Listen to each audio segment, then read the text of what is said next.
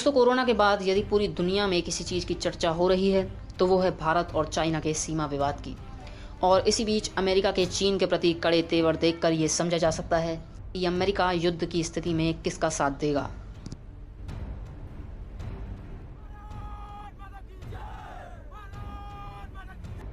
Corona काल के इस चुनौतीपूर्ण वक्त में जब भारत पूरी ताकत के साथ इस महामारी से लड़ने में जुटा हुआ था, तभी अचानक चाइना के सैनिकों की भारतीय सीमा में लद्दाख के पास घुसपैठ की खबरें आने लगीं।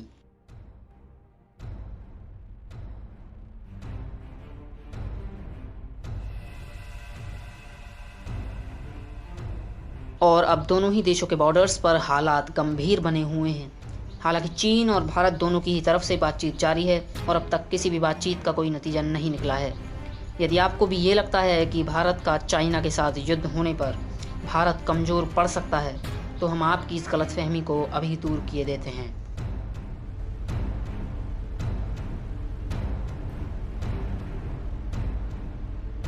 ये बात तो आपने सुनी ही होगी कि ये भारत 1965 का नहीं, 2020 का भारत है। चलिए इस बात के हम आज आपको मायने समझा देते हैं।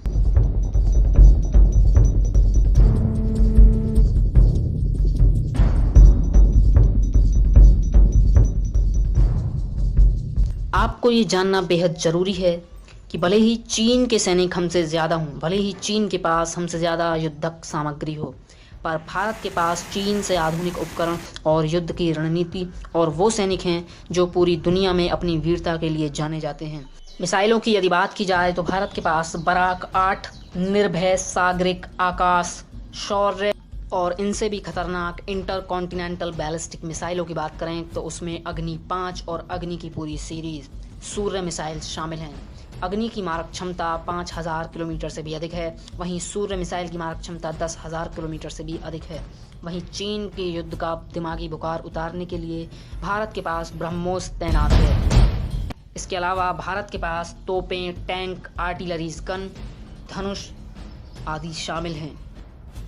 इसके अलावा भारत के खेमे में ऐसे युद्धक लड़ाकू विमान हैं जो पलक झपकते ही चीन की नींद उड़ा देंगे, जिनमें मिराज 2000, मिग-29, सुखोई 30, MKI, तेजस और राफेल हैं।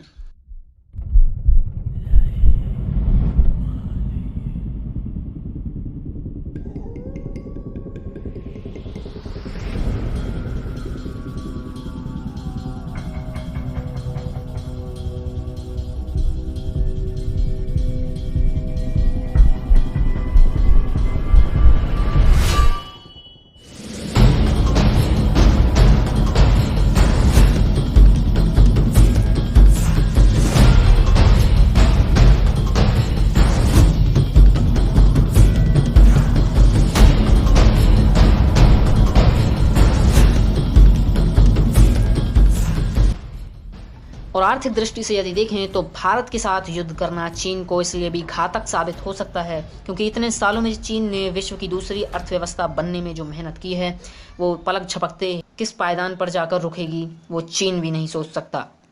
और इसी बीच भारत के रक्षा मंत्री श्रीमान राजनाथ सिंह जी ने एक टीवी इंटरव्यू में दिए अपने बयान में साफ कहा है कि भारत का मस्तक झुकने नहीं दिया जाएगा।